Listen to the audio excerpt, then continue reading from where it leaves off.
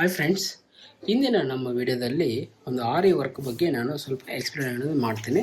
ನೋಡಿ, ಇಲ್ಲಿ ನಾನು ಸಿಂಪಲ್ ಆಗಿ ಅಂದರೆ ಲೋಡಿಂಗ್ ಹಾಕ್ಸ್ಬಿಟ್ಟು ಒಂದು ಉಲ್ಟಾ ಟಾಕ್ ಹಾಕ್ಸ್ಬಿಟ್ಟು ಜರ್ದೋಸಿನಲ್ಲಿ ಒಂದು ಅಂದರೆ ಎಲೆ ಟೈಪ್ ಮಾಡಿಸ್ಬಿಟ್ಟು ಮೇಲ್ಗಡೆ ಫ್ಲವರ್ ಟೈಪ್ ಅನ್ನೋದು ಚಿಕ್ಕದಾಗಿ ಮಾಡಿಸಿದ್ದೀನಿ.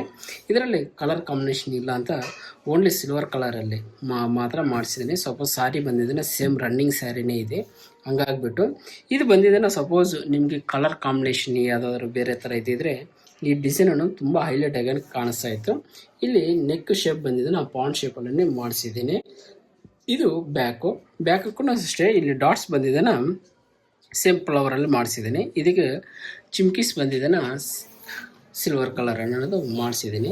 ಹಾಗೆ ಫ್ರಂಟಿನ ವಿಚಾರಕ್ಕೆ ಬಂದರೆ ಫ್ರಂಟ್ ಬಂದಿದೆ ನಾನು ನೋಡಿ ಈ ರೀತಿ ಅನ್ನೋದು ನಾನು ಮಾಡಿಸಿದ್ದೀನಿ. ಓಕೆ, ಇವು ಇನ್ನೂ ನಾನು ಸ್ಟಿಚಿಂಗ್ ಅನ್ನೋದು ಮಾಡಬೇಕು. ಸ್ಟಿಚಿಂಗ್ ಮಾಡೋಕ್ಕೆ ಮೊದಲೇ ನಾನು ತೋರಿಸ್ತಾ ಇರೋದು ಏನಕ್ಕೆ ಅಂದರೆ ನಿಮಗೆ ಇನ್ನೂ ತುಂಬ ಡಿಸೈನಾಗಿ ನೀಟಾಗಿ ಗೊತ್ತಾಗುತ್ತೆ ಯಾವ ಪ್ಲೇಸ್ಮೆಂಟ್ಗೆ ಮಾಡಿರ್ತಾರೆ.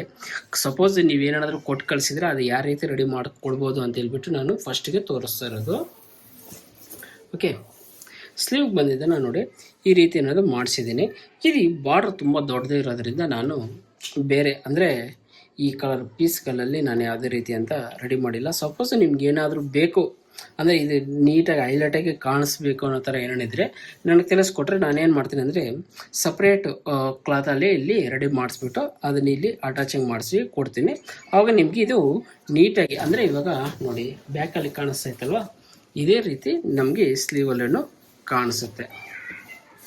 ನೋಡಿ ಇಲ್ಲಿ ಕಾಣಿಸ್ತಾ ಇತ್ತಲ್ವ, ಇದು ಸೇಮ್ ಅಂದರೆ ಸಪ್ರೇಟಾಗಿ ಸೈಡಲ್ಲಿ ಮಾಡಿಸ್ಬಿಟ್ಟು ಪ್ಲೈನ್ ಬಟನಲ್ಲಿ ಇಲ್ಲಿ ನಾನು ಸ್ಲೀವ್ ಬಾಟಮಲ್ಲಿ ಇಲ್ಲಿ ಅಟ್ಯಾಚಿಂಗ್ ಮಾಡಿಕೊಡ್ತೀನಿ.